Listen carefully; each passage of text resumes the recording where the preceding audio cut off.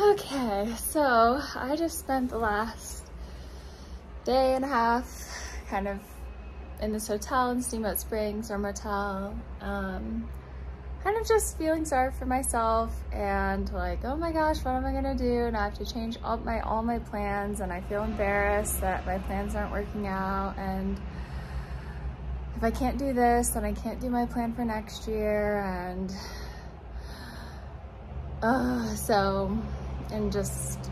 yeah. But then I realized that I can just shift slightly. I knew that it was going to be painful getting back in shape.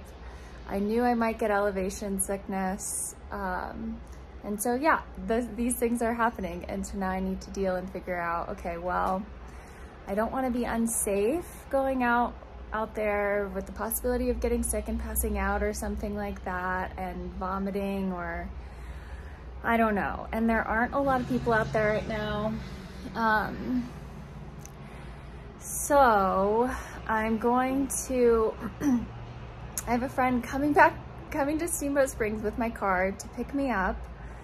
I'm going to try to build out my car so it's ready for car camping, and I'm gonna come back into the mountains, adjust to the altitude slowly while I'm kind of trying to figure out, still knocking off CDT miles, because the CDT through Colorado is pretty much all above 10,000 feet, and like Steamboat Springs is 7,000 feet. So my body is normalized, and I feel like, okay, like I ate a bunch of food and I'm rested, and my body's no longer like in shock or something from being like having altitude sickness. But I know that like I'm not really acclimating to 10,000 feet here. So it's not like, oh, I spent a few days here, I can go back up and feel okay. It doesn't really feel like, it feels like I'd still have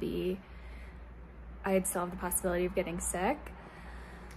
So I have a friend who's gonna help me build out my car a little bit, maybe just like make a bed platform in there. I just wanted to make it so that it feels more like I can camp in it. Right now, it doesn't. Well, I mean, I could, because I can literally just lay down on the ground with my stuff and camp.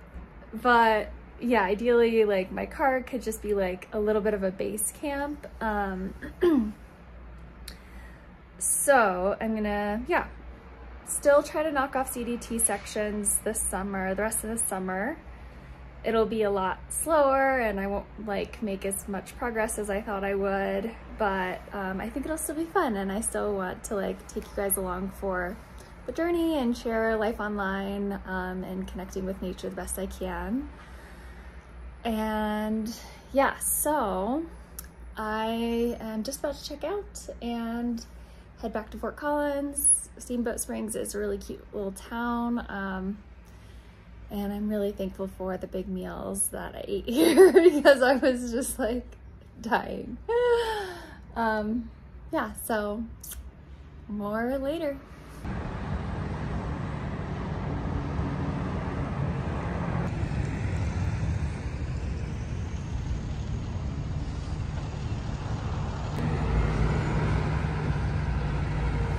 There's my ride. Yay! My friend and I enjoyed Steamboat Springs and spent the afternoon in a little bookshop called Off the Beaten Path.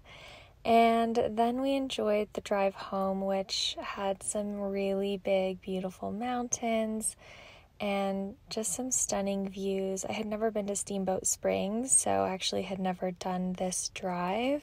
And by the time I got home / to Fort Collins, I tried to settle into a little rhythm while I was deciding what was next. That included lots of walks and boiling down just exactly how much of the CDT through Colorado I have left and what those sections would look like.